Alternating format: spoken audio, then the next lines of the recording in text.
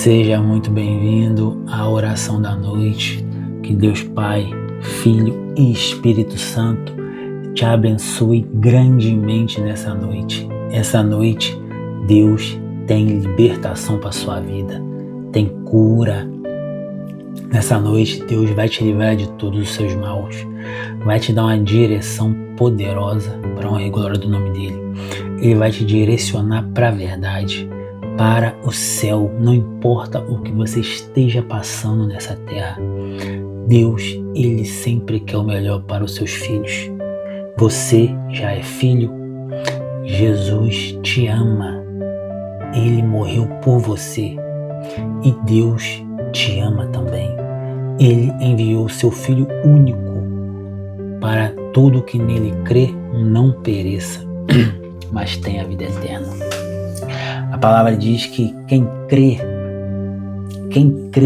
não será condenado, mas quem não crê já está condenado. Você está entendendo?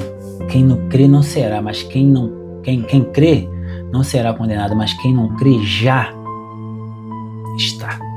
Você precisa crer nessa palavra, porque senão você já está condenado. Você não vai ser condenado, você já está. É atual, gente. Você tem que crer nessa palavra.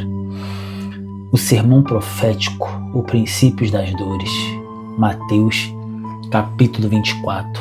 Deus tem uma palavra para você poderosa nessa noite, e Ele quer e vai te abençoar.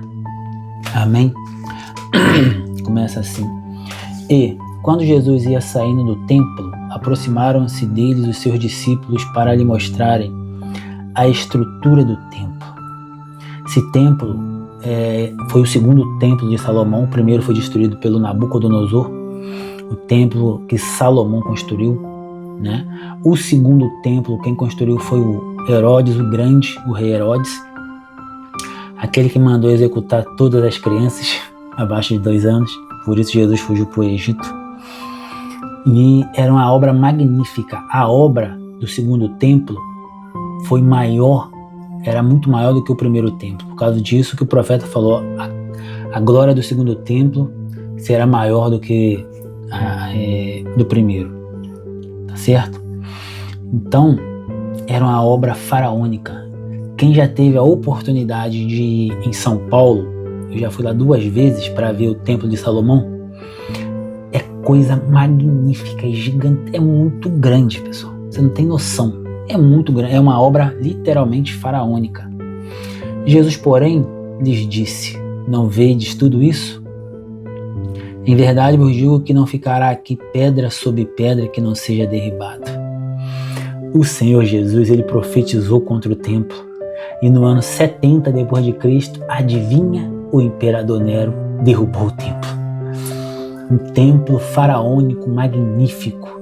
Mas antes, quando Jesus estava sendo condenado à morte, Ele falou: derruba esse templo e 3 dias depois ele ficará de pé de novo.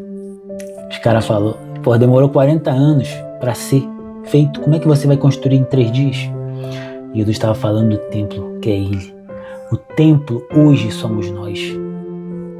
O templo hoje somos nós. O próprio Senhor Jesus profetizou a queda do templo físico.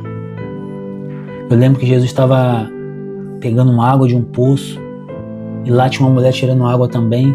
E Ele falou: tem como você me dar um copo d'água para me beber? A mulher falou: você é judeu, os judeus não conversam com samaritano. E ali teve todo um diálogo onde Jesus se mostrou como profeta e como Messias. E a mulher falou: mas vocês judeus, vocês falam que é no templo que devemos adorar o Senhor, e os samaritanos falam que é no monte. Jesus falou: não é no templo nem no monte. Vai chegar um momento que os verdadeiros adoradores adorarão o Pai em espírito e em verdade. E depois ele profetizou a queda do templo. E Estevão, em Atos 7, ele confirma que Deus não habita em templos feitos por mãos humanas. Ele habita dentro da gente. 1 Coríntios 3,16, 3,14, acho que 3,16. Nós somos o templo de Deus, e o templo de Deus somos nós. Deus habita dentro da gente. Continuando aqui. E, estando assentado no Monte das Oliveiras, chegaram-se a eles os seus discípulos em particular, dizendo: Dize-nós quando serão essas coisas, e que sinal haverá da tua vinda e do fim do mundo. Eles estavam curiosos. Como Jesus falou que ia profetizar, como Jesus profetizou a queda do templo, ele falou: quando vai acontecer isso? Fala pra gente. E Jesus começou. E Jesus respondendo disse-lhes: Acautelai-vos, que ninguém vos engane, porque muitos virão em meu nome dizendo: Eu sou Cristo, e enganarão a muito. Quando a Bíblia fala, Jesus falou que muitos virão em meu nome dizendo que eu sou Cristo e enganarão a muitos, ele está falando de religiões. Ele não está falando de Jesus em si. Cristo quer dizer Salvador, o ungido, o Messias. Ele não está falando que vai vir outro Jesus Cristo. Até porque a gente tem já um Jesus aqui no Brasil, né? O Henrique Cristo. É uma piada, mas Jesus não está falando do Henrique Cristo. Jesus não está falando do Jesus da Netflix. Sabe, aquele que apareceu lá no Oriente? Não. Jesus está falando de religiões que se diz ser cristã, mas são pseudo-cristãos. Não salva, não serve para nada. E ouvireis de guerras e de rumores de guerras. Olhai e não vos assusteis, porque é mister que isso tudo aconteça, mas ainda não é o fim. O que mais a gente ouve é guerra. É no Oriente, é Rússia, é tudo. Durante a história sempre teve rumores e teve guerras. Só que agora tá assim é muita gente em guerra, muitos países. E o principal, Israel, que é o relógio do mundo. Porquanto se levantarão nação contra nação e reino contra reino, e haverá fomes, pestes e terremotos em vários lugares. Existe fome aqui no Brasil? O Brasil alimenta 1/3 do mundo e mais de 70% do seu povo não tem o que comer direito. Existem terremotos? Sim, até no Brasil, onde fica no meio da placa tectônica, tem terremoto. É brincadeira, né? Mas todas essas coisas são o princípio de dores. Então vos hão de entregar para serdes atormentados, e matar-vos-ão, e sereis odiados de todos a gente por causa do meu nome. Isso acontece? No Brasil não. Está começando a acontecer agora, mas no Brasil não acontece. Mas nos países muçulmanos, países comunistas, existe cristianismo? Não, eles matam os cristãos. Lá na África, toda hora vejo notícia. Rebeldes invadem igreja e executam um monte de gente cristã. Na Rússia, Cuba, Coreia, a janela 10/40, a janela onde ficam os países mais tenebrosos para os cristãos. Nesse tempo muitos serão escandalizados e trair-se-ão uns aos outros, e uns aos outros se aborrecerão. Existe muito escândalo dentro do cristianismo, na verdade. Pastor ladrão, é pastor isso, é padre Pedro, é um monte de coisa. É muita coisa, é o escândalo que vem. E surgirão muitos falsos profetas e enganarão a muitos. É o que mais tem, falso profeta.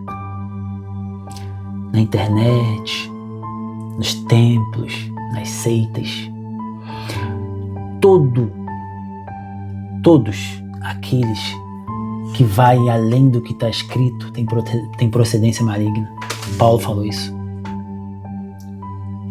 Todos aqueles pregadores que vai além do que está escrito é ladrão e salteador. João 10:10 não está falando do diabo, está falando de falsos pastores. E por se multiplicar a iniquidade, o amor de muitos esfriará. Já esfriou. Não existe amor ao próximo mais.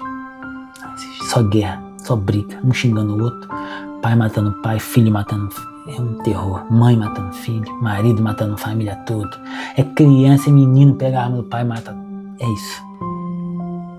Mas aquele que perseverar até o fim será salvo.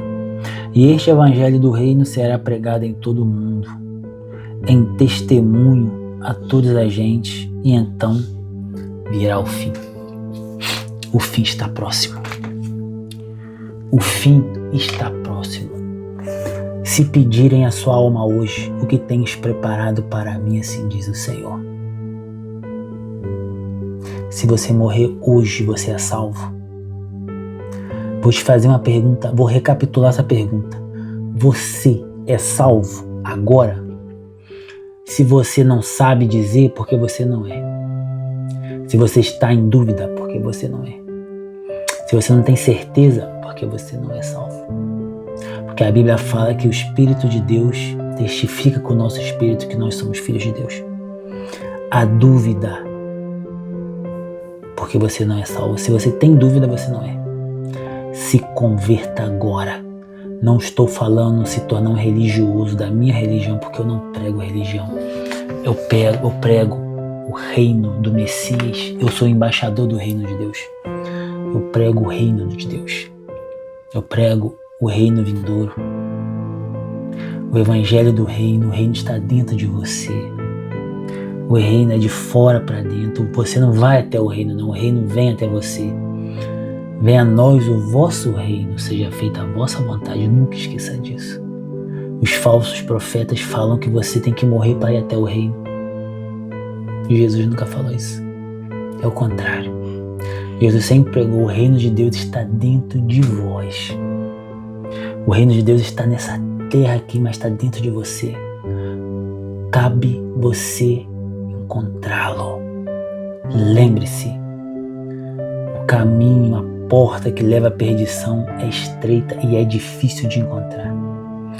Mas a que leva à perdição é larga e está toda aberta. Amém?